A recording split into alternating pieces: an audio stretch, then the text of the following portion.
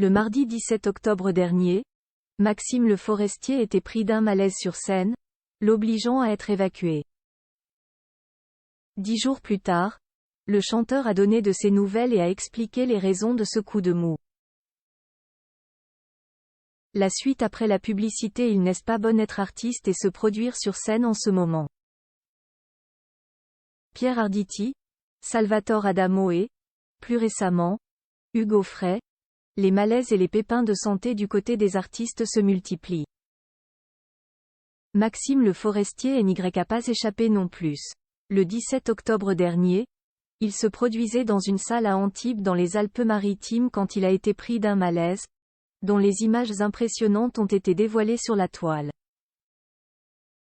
Plus de peur que de mal. Maxime Le Forestier, évacué par ses musiciens dont son fils Arthur, a rapidement repris ses esprits.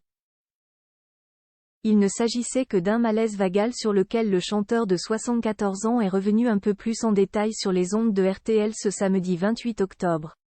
J'avais oublié de manger le midi, et la veille. Ce sont des choses que je fais souvent mais à l'âge que j'aille, ce n'est plus possible, a-t-il fait savoir avec le sourire. S'il assure ne pas avoir eu peur du tout, contrairement à ses musiciens, ses techniciens et ses proches, Maxime Le Forestier a été très étonné par les réactions que cet événement a engendrées. Jay était surpris par le bruit que ça a fait. Ça m'a apporté un déluge d'affection et de témoignages de sympathie, ça fait chaud au cœur. Au cours de son interview avec Steven Bellery, Maxime Le Forestier a également évoqué les précédents malaises dont il avait été victime, notamment celui à Épinay, à la suite duquel un cancer de la langue, dont il est aujourd'hui guéri, lui avait été diagnostiqué. Mais il a surtout rassuré les fans sur la gravité de ce malaise vagal. Je n'ai même pas touché le sol. Je n'ai pas perdu connaissance et tout.